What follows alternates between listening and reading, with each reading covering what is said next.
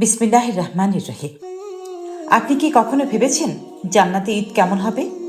এই দুনিয়ায় আমরা ঈদের জন্য অপেক্ষা করি, নতুন জামা, আনন্দ, প্রিয়জনদের সাথে সময়। কিন্তু জান্নাতের ঈদ তা কেমন হবে? আজ আমরা জানবো এমন একটি দিনের কথা, যে দিনের আনন্দ দুনিয়ার সব আনন্দকে হার মানাবে। জান্নাত চিরস্থায়ী আনন্দের স্থান। জান্নাত যেখানে নেই কোনো কষ্ট, নেই কোনো দুঃখ। আল্লাহ তাআলা কুরআনে জান্নাতকে বর্ণনা করেছেন এমন এক স্থান হিসেবে যেখানে মানুষ যা চাইবে তাই পাবে। তাহলে জান্নাতে কি ঈদ আছে? অনেক ইসলামিক বর্ণনা এসেছে জান্নাতবাসীদের জন্য বিশেষ আনন্দের দিন থাকবে, যা দুনিয়ার ঈদের চেয়েও অসীম সুন্দর। সেই দিনটি হবে আল্লাহর দিদার লাভের দিন।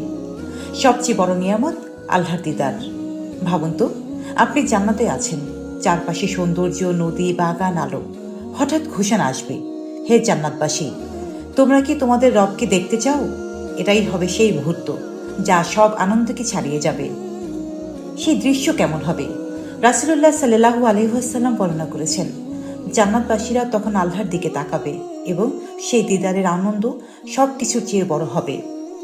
দুনিয়ার কষ্টের প্রতিদান। যারা দুনিয়ায় কষ্ট করেছে, সবর করেছে, আল্লাহর পথে থেকেছে, তাদের জন্য এই দিন হবে সবচেয়ে বড় পুরস্কার। তাহলে জান্নাতের আনন্দ, সেই দিনে থাকবে না কোনো দুঃখ, থাকবে না কোনো ভয়, থাকবে শুধু আনন্দ আর শান্তি। আমরা কি প্রস্তুত? প্রশ্ন হলো, আমরা কি সেই দিনের জন্য প্রস্তুত? আমরা কি এমন আমল করেছি যাতে জান্নাতে যেতে পারি? তাহলে সেক্ষেত্রে করণীয় কি?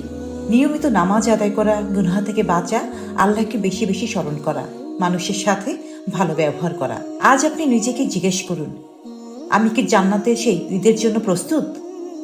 এই দুনিয়ার ঈদ শেষ হয়ে যায়, কিন্তু জান্নাতের ঈদ কখনোই শেষ হবে না। আল্লাহ আমাদের সবাইকে জান্নাতে সেই ঈদে শরীক হওয়ার তৌফিক দিন। রোজিনা রোজি, রাইট টিভি।